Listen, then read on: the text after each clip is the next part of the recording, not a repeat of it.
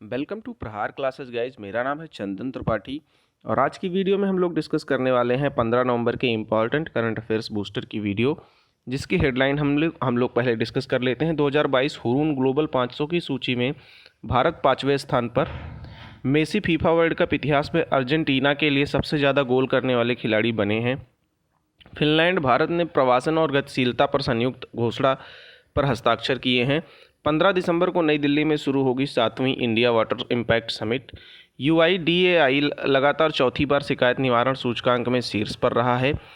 अपना जलवायु परिवर्तन मिशन शुरू करने वाला पहला राज्य बना है तमिलनाडु। राष्ट्रीय निशानेबाजी चैंपियनशिप में मनु भाकर ने जीता है स्वर्ण पदक।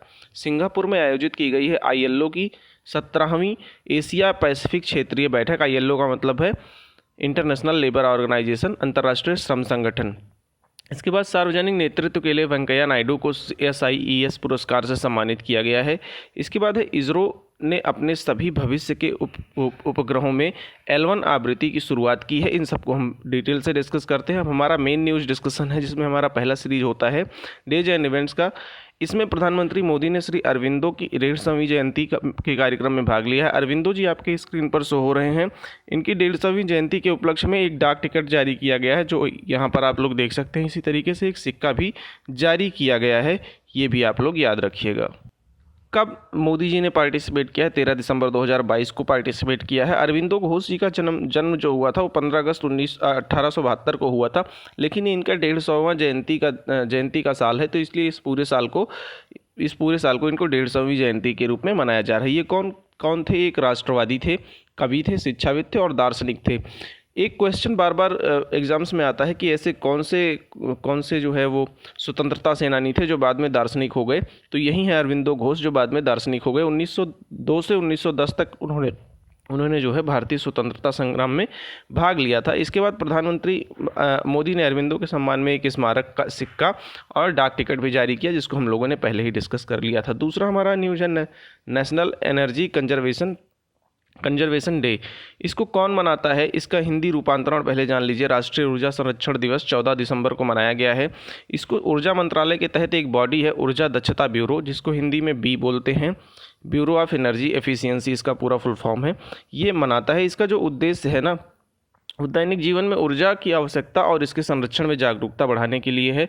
इस अवसर पर राष्ट्रपति जो है ना, राष्ट्रीय ऊर्जा संरक्षण पुरस्कार और राष्ट्रीय ऊर्जा दक्षता नवाचार पुरस्कार को भी बांट देते हैं। एक चीज़ और जानने वाली बात है कि इस साल जो मनाया गया है ऊर्जा दक्षता दिवस, उसमें EV यात्रा पोर्टल भी लॉन्च किया गया है राष्ट्रपति जी के द्वारा, ये आप लोग याद रखिएगा। इसके बाद ऊर्जा दक्षता ब्यूरो के बारे में जान लेते हैं। एक चीज़ और जान लेते हैं राष्ट्रीय ऊर्जा संरक्षण दिवस के बारे में कि ये 1991 से मनाया जा रहा है। इसके बाद ऊर्जा दक्षता ब्यूरो यानी बी के बारे में जान लेते हैं।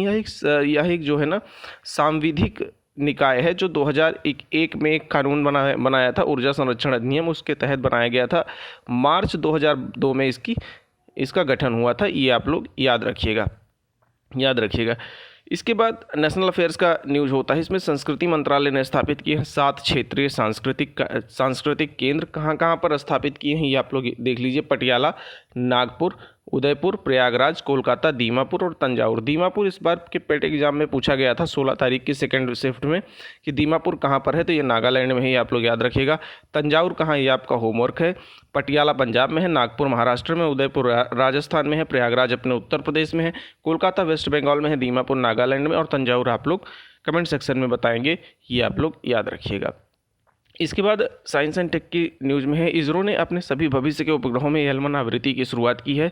L1 आवृत्ति का मतलब यह है कि मान लीजिए आप GPS यूज करते हैं ना, तो उसमें एक तरीके की आवृत्ति ऐसी होती है, एक तरीके की सैटेलाइट की आवृत्ति ऐसी होती है जो सबसे ज़्यादा होती है, उसी को L1 बोलते हैं, उसी का नाम L1 है। तो भारतीय नक्षत्र के साथ नेविगेशन, इसका जो शॉर्ट फॉर्म है वो नाविक है, कि नागरिक उपयोग को बढ़ावा देने के लिए इसरो ने अपने सभी भविष्य के उपग्रहों में L1 आवृत्ति की शुरुआत कर रहा है।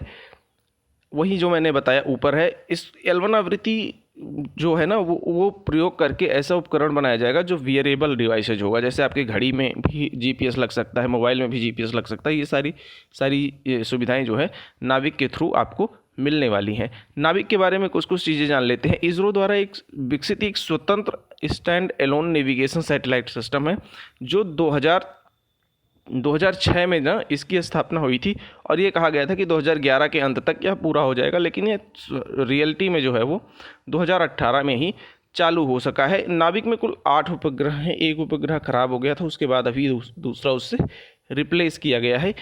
और ये कहाँ कहाँ की जानकारी देता है, जितना भी भारत की सीमा है ना उससे 1500 किलोमीटर इधर और इधर, मतलब उसके थोड़ा दूर ही 1500 किलोमीटर तक जो है वो सुविधाएं देता है। इस 1500 किलोमीटर को अगर मील में मान लीजिए पूछ ले तो 930 मील होगा, ये आप लोग याद रखिएगा। इसके बाद गवर्नमेंट पॉलिसीज एंड स्कीम्स में हम देख लेते हैं। सरकार ने शुरू किया है आदि आदर्श ग्राम योजना। आदि आदर्श ग्राम योजना क्या है? जैसे गंगा ग्राम योजना आप जान रहे हैं, उनको बसाया जा रहा है, उसी तरीके से जनजातीय कार्य मंत्रालय का लक्ष्य है कि 50% आबादी वाले जितने भी जनजातीय गांव हैं उनको जो है ना बेटर सुविधा देके जनजातीय ग्राम के रूप में जो है वो डेवलप किया जाए। आदिवासी उपयोजना के लिए विशेष केंद्रीय सहायता दिया जा रहा है और इससे 2021-2022 से लेकर 2025-26 तक इसको लागू किया जाएगा, ये आप लोग याद रखिएगा। इसके बाद त्वरित फैक्ट में अंतर्राष्ट्रीय श्रम संगठन के बारे में जान लेते हैं। जेनेवा स्विट्जरलैंड में इसका हेडक्वार्टर है। 1919 में वर्साई की संधि द्वारा राष्ट्र संघ, जिसको लीग ऑफ नेशन बोला जाता था, प्रथम विश्व युद्ध के बाद बना था, उसमें एक संबंध एजेंसी थी। भारत सरकार भी इसको स्थापित करने में सहयोग दिया था। ILO सरकार जो है सरकार नियोक्ता और कार्यकर्ता प्रतिनिधियों वाली एकमात्र द्विपक्षीय एजेंसी है। 1946 में ना संयुक्त राष्ट्र की एक पहली विशिष्ट एजेंसी बनी थी, ये भी आप लोग याद रखिएगा। द्वितीय विश्व युद्ध के बाद ILO ने श्रम और मानवाधिकार को बढ़ावा देने में महत्वपूर्ण भूमिका निभाई है। इसके बाद साइंस एंड टेक्नोलॉजी के न्यूज़ में अमेरिकी शोधकर्ताओं ने ऐतिहासिक न्यूक्लियर फ्यूजन ब्रेक थ्रू की घोषणा की है। इससे क्या होगा, सूर्य जैसी ऊर्जा मिलेगी जो कार्बन मुक्त होगी, तो पर्यावरण में जो क्लाइमेट चेंज जो हो रहा है उसमें उससे हमें राहत मिलेगी अगर ये सही ढंग से सफल होता है। तो समिट्स एंड कॉन्फ्रेंसेज की सीरीज में भोपाल में आयोजित किया जाएगा भारत अंतर्राष्ट्रीय विज्ञान महोत्सव यानी IISF Indian international science festival, इसका इंग्लिश नाम है। कब किया जाएगा? जनवरी 2023 में किया जाएगा। कौन करता है IISF का आयोजन? तो विज्ञान भारती के सहयोग से विज्ञान और प्रौद्योगिकी मंत्रालय तथा पृथ्वी मंत्रालय द्वारा किया जाता है। तो IISF किसके द्वारा बनाया जाता है? विज्ञान भारती विज्ञान और प्रौद्योगिकी मंत्रालय तथा पृथ्वी मंत्रालय के तहत बनाया जाता है। 3 लोग इसको मिलकर बनाते हैं। 2015 में इसकी स्थापना हुई थी और 2022 में इसका 8वां संस्करण है। पहला और दूसरा संस्करण जो है वो नई दिल्ली में मनाया गया था। 7वां इसका आभासी रूप से मनाया गया था, ये आप लोग याद रखिएगा। और चौथा जो है वो लखनऊ में मनाया गया था, ये भी आप लोग याद रखिएगा। फिनलैंड भारत ने प्रवासन और गतिशीलता पर संयुक्त हस्ताक्षर घोषित किए हैं की घोषणा की है। इसमें क्या होगा ना, जो अनियमित माइग्रेशन होता है उसको कंट्रोल करने के लिए यह घोषणा पत्र पर हस्ताक्षर हुए हैं, अनियमित माइग्रेशन को रोकने के लिए, याद रखिएगा। बस इतना ही है इसके बाद इंडेक्स एंड रिपोर्ट्स की सीरीज में हुरून 2022 ग्लोबल 500 की सूची में भारत 5वें स्थान पर है। कैसे ये निकलता है हुरून 500 की सूची? हुरून 500 की सूची ये से निकलती है कि दुनिया में जितने भी कंपनीज़ हैं उनमें से टॉप कंपनीज़ कौन कौन से हैं, तो उन 500 की लिस्ट जारी की जाती है और इसमें भारत का रैंक जो पिछली बार था वो 9वां था, अब की बार 5वें स्थान पर हो गया क्योंकि भारत की 20 कंपनियां हुरून लिस्ट में शामिल हुई हैं। इसमें प्रथम स्थान पर अमेरिका है, दूसरे स्थान पर जो है वो चीन है, तीसरे पे जापान है, चौथे पे ब्रिटेन है, 5वें पे भारत और 6वें पे कनाडा है, ये भी आप लोग याद रखिएगा। TCS और HDFC भी रिलायंस के बाद इंडस्ट्रीज में सबसे मूल्यवान कंपनी है भारत में। इसके बाद हुरून रिपोर्ट के बारे में जान लेते हैं। 1999 में UK स्थापित हुरून रिपोर्ट की एक शोध मीडिया और निवेश संस्थान को द्वारा इसको लॉन्च किया जाता है, ये भी आप लोग याद रखिएगा। समिट्स एंड कॉन्फ्रेंसेज की अगली सीरीज में सिंगापुर में आयोजित की गई ILO की 17वीं एशिया प्रशांत क्षेत्रीय बैठक दिसंबर 2022 में आयोजित की गई थी। इसमें कौन कौन पार्टिसिपेट करेगा? एशिया प्रशांत और अरब राज्यों के सरकारों, नियोक्ताओं और श्रमिक संगठनों के प्रतिनिधियों को एकजुट करता है। बैठक में सिंगापुर स्टेटमेंट के लॉन्च के साथ समाप्त हुई। ILO के बारे में हम लोग ऊपर डिस्कस कर चुके हैं तो अभी यहाँ नहीं करेंगे। समिट्स एंड कॉन्फ्रेंसेज की सीरीज में अगली है वाराणसी में आयोजित किया जाएगा राष्ट्रीय स्वास्थ्य मंत्रियों का सम्मेलन।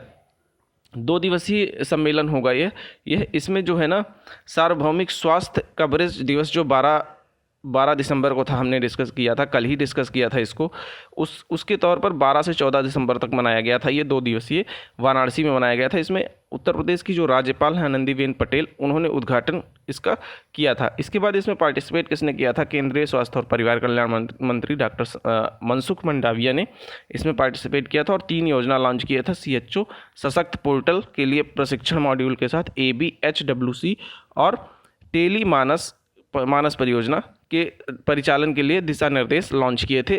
टेली मानस जो है ना वो टेली मेडिसिन को बढ़ावा देने के लिए, यानी आपके फ़ोन पर आपको सलाह देने के लिए, मेडिकली सलाह देने के लिए टेली मानस को लॉन्च किया गया था। ये भी आप लोग याद रखिएगा। समिट्स एंड कॉन्फ्रेंसेज की अगली सीरीज में 15 दिसंबर को नई दिल्ली में शुरू होगी 7वीं इंडिया वाटर इम्पैक्ट समिट। इसका क्या मतलब होता है इंडिया वाटर इम्पैक्ट समिट का? कि जो वाटर से संबंधित नए टेक्नोलॉजी है ना, उनको ले आना है और वाटर कंजर्वेशन करना है, यानी पानी को बचाना है। इसका जो आयोजन हुआ है नीति आयोग के द्वारा हुआ है। इसमें यह mapping and convergence of 5P के चुनिंदा पहलुओं पर ध्यान केंद्रित करता है। 5P का मतलब हिंदी में आप लोग पढ़ लीजिए, इंग्लिश में मैं आपको बता देता हूँ।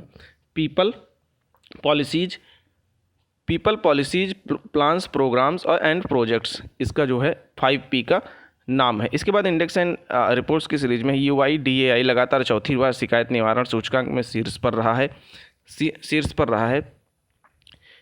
ये आप लोग याद रखिएगा। इसके बाद शिकायत निवारण सूचकांक 2022 के बारे में जान लेते हैं। इसको कौन लॉन्च करता है? प्रशासनिक सुधार और लोक शिकायत विभाग DARPG ने शिकायत निवारण सूचकांक को प्रकाशित करते हैं। इसमें क्या होता है, जो मंत्रालय हैं वो कितने देर में, कितने टाइम में किसी की शिकायत को निवारण करते हैं, वो इसमें मापा जाता है। इसके बाद अवार्ड्स एंड ऑर्बिटरीज की सीरीज में है। फिल्म और इंटरटेनमेंट में भारतीय फिल्म RRR को RRR को प्राप्त हुए 2 गोल्डन ग्लोब का नामांकन पुरस्कार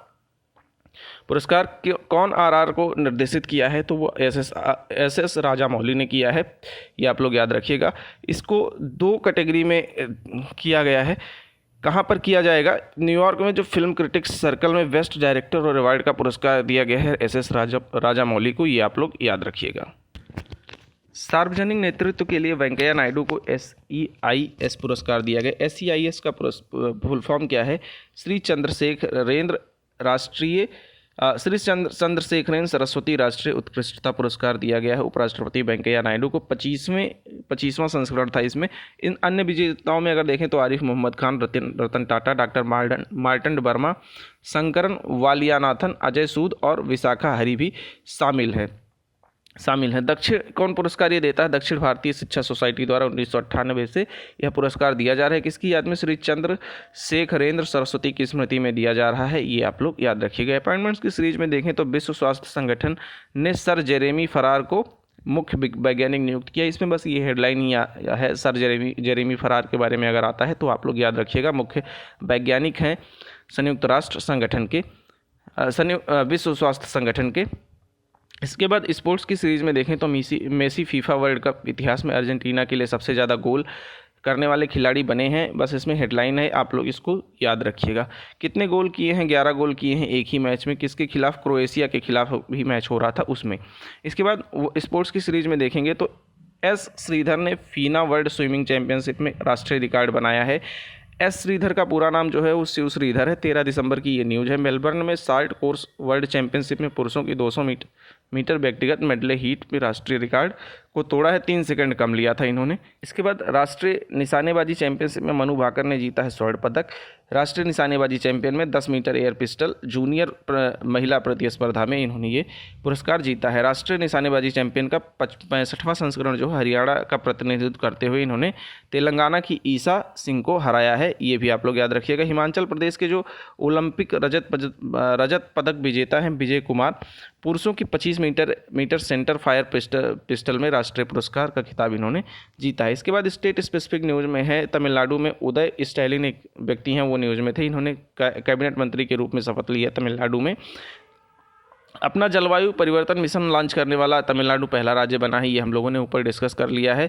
बस इसमें सिर्फ यही चीज़ें इंपॉर्टेंट है। एक चीज़ें और इम्पॉर्टेंट है कि 2030 तक तमिलनाडु ने कहा है कि वो अपनी जो ऊर्जा स्रोत है ना वो जो ट्रेडिशनल माध्यम है यानी पेट्रोल डीजल उसको आधा कर देगा, उस पर निर्भरता आधी कर देगी। इसके बाद G20 finance and central bank governors ने बेंगलुरु में बैठक की है।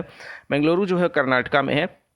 कर्नाटका में यह जो बेंगलुरु में अभी हुआ है ना, ये 23 से 25 फरवरी 2023 के बीच होने वाली G20 वित्त मंत्रियों और सेंट्रल बैंक गवर्नर्स की बैठक का पूर्वाभ्यास है। ये भी आप लोग याद रखिएगा। ग्रीन फाइनेंसिंग इसमें एक महत्वपूर्ण भूमिका निभाने वाला। इसके बाद देखेंगे तो माउंट किलिमंजारो एक न्यूज़ में है।